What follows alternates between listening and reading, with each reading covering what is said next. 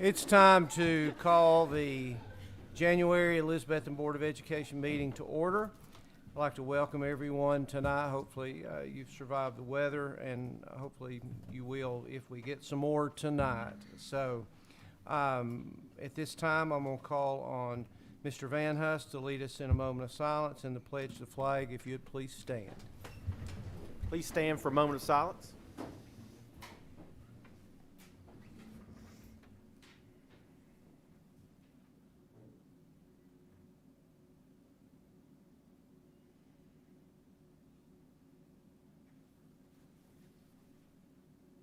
Thank you. Attention, salute, pledge.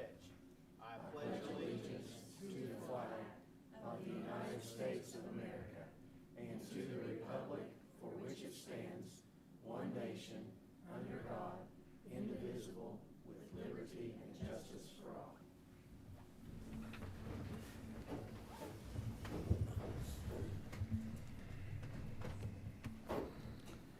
It's now time to approve consent agenda and regular agenda. Everyone had a chance to look over that. Any changes or anything there? Can I get a motion? Motion to approve. Motion to approve in a second. Second. Second. Any questions? Okay. All those in favor, please say aye. Aye. Any opposed? And there are none. Next is time for citizens to speak. We did not have anyone request to speak this evening, and special recognitions, kind of hard to get those together this quickly after the break. So hopefully in February we will have a number of those for you. It's now time for reports, and we'll turn it over to Mr. Van Hust for his report. Thank you very much, Mr. Pless. Thank you for everyone for being here. It's a big night. We have a great group of teachers that we'll be recognizing. It's a huge achievement when you get to the point to where you're eligible for tenure. And again, this is a great group of educators, and we're excited about that. So that will be the highlight of the evening. A couple of things I'd like to point out. We continue to make great progress on several capital projects across the system. At Harold McCormick, again, turned over 2 additional classrooms last week, and so the teachers were able to start in there after a lot of work over the weekend to get those ready. They've moved on to 2 other classrooms, and then of course over Christmas break they removed asbestos from the ceiling in the cafeteria, installed the ductwork for the new HVAC system, so things continue to go along well there. The T.A. Duggar Secure Entrance Project continues to go well also. That's very close to completion. I would say probably within the next 2 to 3 weeks. The last item they're waiting on is delivery for the roll-up door that goes over the window there where they'll interact with the community. So again, that's been a great project. It's going to be a huge, huge boost for the school there and increase security certainly. The Union Pharmacy building continues to move along there as well. We hope to be able to occupy that, at least a portion of it, probably by sometime in March. Last big thing we're waiting on there is the HVAC unit to be delivered, and that should be here the first week of February, and then that'll give us a few more weeks to put some finishing touches on, and we'll be able to occupy at least the back half there. So that continues to go well. Still working on finalizing the drawings for the facility, the training facility at the high school. Mr. Weems is making one last pass on that to see if we can get the design in a position to where the budget will be lower so we can get more bang for our buck in there. So appreciate him making one more pass at that as well. Wanted to let you know that we received a supply chain disruption assistance grant for food services, and that totals almost $68,000, thanks to Ms. Isaacs and Ms. Wilson for putting that together, and that will help us purchase fruits, vegetables, milk, and some items that have been minimally processed. So the main thing we use that, after talking to Ms. Wilson today, is purchasing milk across the system. And again, this goes all the way back to some of the issues we had during COVID and all the supply chain disruptions there. So we appreciate those funds. That certainly will be able to put that right back in food service. And again, that just helps us all the way around there. Also, we put out an RFP last week for ballistic film to coat a lot of the windows and glass doors that we have across the system. We'll be opening those bids on the 29th, And a large portion of that project will be paid for utilizing Safe Schools grant money that we've received from the state, as well as some of the COPS grant funding that we've received as well. So that'll be a huge improvement for us, safety across all the buildings in the system. As you know, school letter grades came out right before Christmas. Merry Christmas. Almost as quickly as we knew what was going to be included in it. So the bottom line is we're very proud of our staff and our students and the work that they put in. And we all know that a snapshot of some letter grade, we could all put up different criteria to put up a letter grade. So that's just such a small fraction of all the work that goes in each and every day in our schools. And so I'm very appreciative of them. And we have a continuous improvement mindset anyway. So, you know, we're not going to slow down. Nothing that occurred in any of those grades, and we're proud of that grade card. There's always room for improvement, and we will continue to do that, as I said, regardless of whether these school letter grades came out or not. So again, just very, very appreciative of everyone in our school system that works so hard. Weather's been a real topic lately, and I'm sure it'll be a real topic tonight. So we'll continue to watch that and try to make a decision sooner rather than later this evening on plans for tomorrow. So anyone that wants to give me any input on that, just call Mr. Pless. Yes. Thank you. And is the softball, is it finished? Yes, it is. Thank you. So the softball field, the turf project is completed. The last thing they'll do is come in. There's a few little touch-ups items they'll do, as well as coming back and replacing some fencing sections. But it looks fantastic. At the Twins field, they're almost to the point to start the actual turf installation there. They have they're working on the rock base and all those things there. Also want to mention that on the 24th, Coach Presnell and the baseball program will have a groundbreaking in the outfield of the softball field, just adjacent to their clubhouse. They're going to be constructing a batting facility there, and that's going to be paid in large part due to the as a result of the donation from Evan Carter and the T-shirt sales. So very appreciative of Evan and his family, and excited about what that's going to. It'll be a facility similar to what the softball program has there at the high school, but again, they've generated all the funding for this, and so appreciate Coach Preston and all his work, and again, Evan for that contribution, and I'm sure there are going to be others in the community that are helping support that, and I'll have more information for you on that as we move forward. Okay. All right, thank you. It's now time for board members to report. I know Mr. Alexander got to experience it. You have anything you want to share from your? Just a wee bit. All right, have at it. The new board member orientation that I attended was very enlightening. I especially want to commend Ms. Wilson and Ms. Simcox for determination of various categories for which we got money, which I was amazed. And I hate to say too much good about Ms. Wilson because she's always so tight with money when I was here. But anyway, I'd also like to commend the grant writer, whomever, that made the free breakfast and lunch possible. I think you'll see a boon in the test scores as a result of that. And so I think that's wonderful. And whether anybody admits it or not, children who are hungry can't do well, and that's good.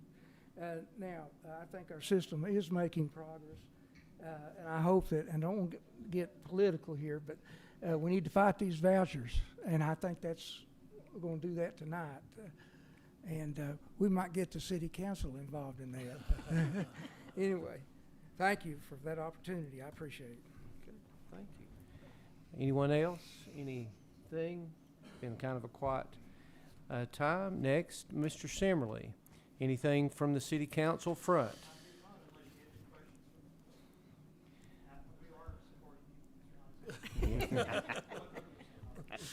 We appreciate that support. Any extra money laying around the city? And then last but certainly not least, Miss Hannah, anything from the student liaison? I don't have much to say tonight, but I do first of all want to say happy birthday to Mr. Van Huss. I was told that I needed to sing to him, but I'm going to save myself the embarrassment, and I won't do that. But secondly, Dr. Mitten and I have been working really hard on a special project to get the students more involved and to push the announcements out there. So we're working on getting a text messaging system set up just for the students, so they'll have direct access to daily announcements. And that will be coming out more later this week and next week. So hopefully students will get enrolled into that, and it's a great opportunity for them. Awesome. All right. Thank you. All right. We will move on to the regular agenda. First item on the agenda is to approve tenure recommendations for the following teachers: Amanda Barnett, Brooke Clausen, Jacob Davis, Jordy Harrison, Lauren Meyer, Cassie Minton, Laura Reeser, Laura Beth Fair, Victoria Nanny, and Shelley Smithdale. Can I get a motion to approve? Motion to approve.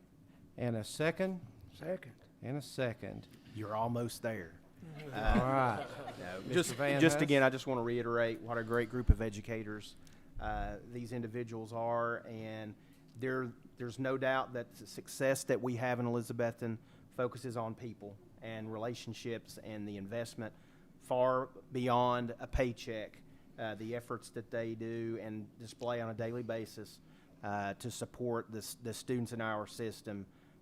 It's amazing, and that's our secret. If people want to know what our secret sauce is, that's what it is. And so just very proud of this group of educators, and this is probably one of the best things that you all get to do as the board is to approve tenure, and I can wholeheartedly tell you that we're very excited to present this group of educators to you for your consideration. Yes, and also congratulate, I think 37 years ago, I think, was when I received tenure. Not sure what they were thinking. Things have gotten much better over the last 37 years. They certainly have.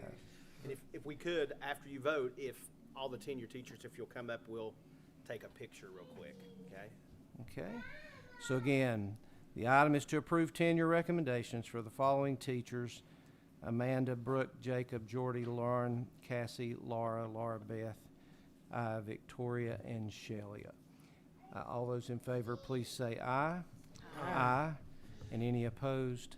And there are none. So if you would come up, those people we just voted on, congratulations.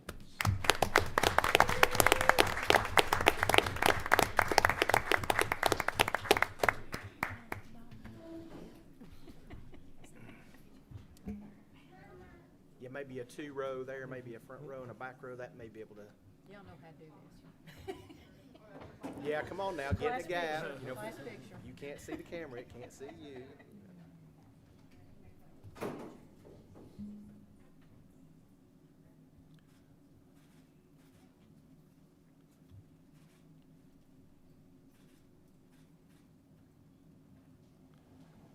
Congratulations.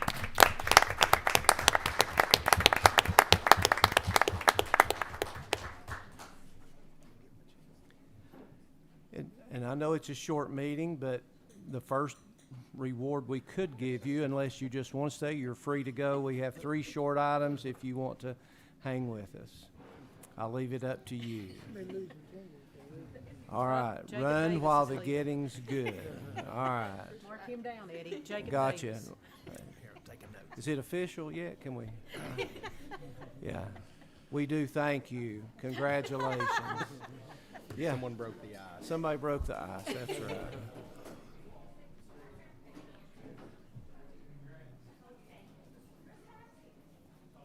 All right.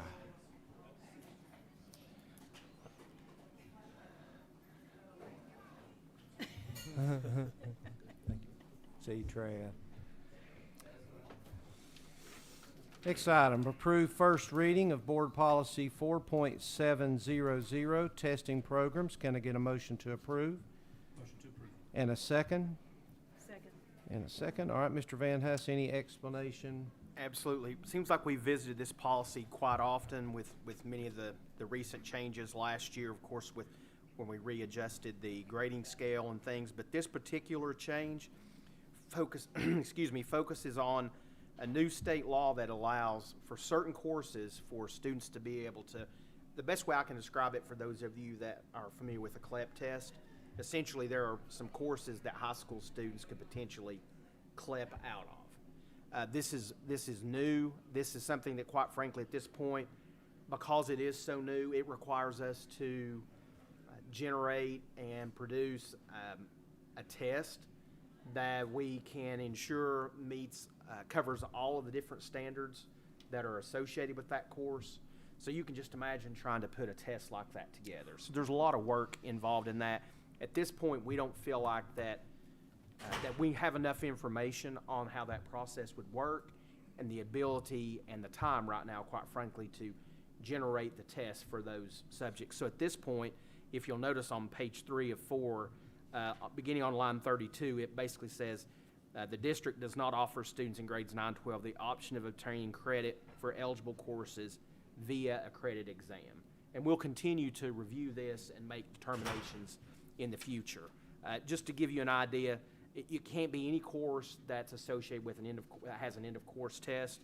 It's here's the list: English 4, pre-calculus, anatomy and human physiology, ecology, world history and geography, economics, personal finance, Latin 1, French 1, German 1, Spanish 1, Russian 1, Japanese 1, Chinese 1, American Sign Language, and other languages. So at this point, it's our recommendation to the board that we do not offer those, at least to give us time to consult with other individuals that are maybe doing this and the possibility of how exactly to design these tests in the future. Any questions on our decision on that? Is there any word coming from anybody who's constructing any of these type things Yeah. at this point? I haven't heard, and I don't know. I'll ask Dr. Minton. He's shaking his head, which means we're not sure anyone else is doing that at this point as well. The language there is not very. There's not a lot to that, but there's another district in the region that's basically using that same language in their policy. Any other questions? Okay, the item is to approve first reading of Board Policy 4.700, testing programs. All those in favor, please say aye. Aye. And any opposed? And there are none. Next item, approve resolution opposing Governor Lee's proposed Education Freedom Scholarship Act. Can I get a motion to approve? Absolutely. And second. That was quick and that's good. All right. I guess, do you want to just talk about it before you read it, or are you going to read it? Well, I will do any of the above that you would like. I talked a little bit wanna about hear last it, year. so- Obviously, I'm appreciative of the board taking such a strong stand against vouchers. It's not advantageous for public schools. We all know that. It will divert funds from public schools, and when you divert funds from public schools, especially if it's significant, that means you have to start cutting positions. You cut jobs, you cut teacher assistants, teachers, support staff. That's the reality of this. There are several concerns there. Number one is, what does the whole process look like if this voucher program is in place?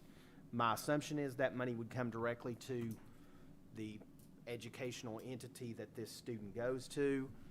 But what are their requirements on that end to receive that funding? Are they going to be held to the same accountability standards that public schools are? That's certainly a concern. I know that one thing I read in the newspaper the other day was that the state was touting a satisfaction survey that parents that had vouchers in those 2 or 3 counties where it's approved at this point, that parents were satisfied with that. And my question is, can you remember the last time they've ever asked us or asked parents about their satisfaction and somehow that determines the success of a program? And even the commissioner just last week in some testimony to a Senate hearing basically admitted that the initial results from the voucher program in those few counties has not had very promising results. And you look at that statistically across the country, and that's pretty much the same. My fear is that if this goes into place, a lot of these private schools, entities will just increase their tuition. They'll continue to be extremely selective on who they allow to enroll and who they admit. So ultimately, I think it's certainly not good for public education. Again, if it's, if we lose 10 students to this voucher program, 10 times at least $6,800 is $68,000, and that's a staff person. So that's the reality of that. If you would like for me to read the resolution, I will certainly do that. If y'all want to have other comments and you want me to read it, however you want me to do that. That's the talk, last year it was third grade retention. I guess everything was about that. This year, this is the hot button topic, and it's a shame, I think, that public education has to fight for its life all the time, and never a guaranteed improvement is ever presented. They just keep kind of chipping away, and so many of the people that are doing those things didn't have the benefit of quality or public education, good or bad. They just didn't have that experience. And I think when you think too about all the positive publicity over the last 3 years, the learning loss gains that the state produced, the results from TNL core tutoring and all these different things, which we'll have a presentation for you regarding that. Our district being one of the leaders as far as the high dosage low ratio tutoring across the state, that's made tremendous. We've made tremendous gains because of that program. The state touts all of these achievements, but then turns right around and just feels like another slap in the face.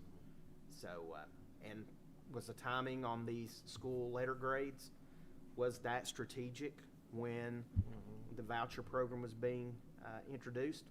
I don't know. I can't speak to the intention of whoever brought it out, but I mean, it's just like anything else. We can all have our opinion on whether or not it was coincidental or not. So. Well, we all found out when we went to the legislation conference last year, and the committee that was for third grade retention, not one of their children went to a public school. Not one member of that committee, any of their kids went to public schools. So, Yeah, there's a frustration there. And again, just granting tenure to just quality people, and just our people just work so hard with whatever they're given, whenever they're given. They're gonna just put their head down and go, just sad to think that people, where they'll verbalize it, say that's not good enough, when it is. It's as good as it gets anywhere. So, but anyway, anybody want to hear that read? I mean, you've seen a copy. Are we good? All right. Thank you, Mr. Van Huss. So, anything else from you? Nope. All Just right. appreciate your consideration. All right. The item is to approve resolution opposing Governor Lee's proposed Education Freedom Scholarship Act. All those in favor say aye. Aye. Any opposed? And there are none. Last item on the agenda. Approve contract with Central Technologies Incorporated to install electronic card readers on interior classrooms and office doors at a cost of $457,059.17, utilizing the TIPS Cooperative Purchasing Agreement. Can I get a motion to approve? Motion to approve. Motion to approve and a second. Second. All right. Yeah, so we've talked a little bit about this project again. We announced a couple of months ago the fact that we were awarded another significant grant through the COPS grant program, almost $460,000, and the focus was interior doors, being able to lock those and then be able to access those via a card and card readers. So that's essentially what this quote that you'll be approving tonight is. Again, it's through the TIPS Cooperative Purchasing Agreement, and as you know, that meets the bid specs, bid requirements that we have both in board policy and state law, because this is essentially like a tack on to another project that's been bid and approved across the state. So all the funding that will pay for this project, the entire $457,000, will come from the COPS grant. There's also a matching portion of that grant that we will address the ballistic film that we talked about a little bit earlier. Once we have that bid ready for your consideration, hopefully next month, then we'll approve that, and that will be the entirety of the two projects encompassed in this grant. So again, it's for all interior classrooms and office doors in the school system. Any questions on that? All right. Items to approve: contract with Central Technologies Incorporated to install electronic card readers on interior classroom and office doors at a cost of $457,059.17, utilizing the TIPS Cooperative Purchasing Agreement. All those in favor, please say aye. Aye. And any opposed? And there are none. Next regularly scheduled meeting will be held Thursday, February the 15th, 5:30, here in the Mac Pierce Boardroom. Can I get a motion to adjourn? Motion to adjourn. Motion to adjourn. Have a good evening. Stay safe. Absolutely. Signature, we need a signature.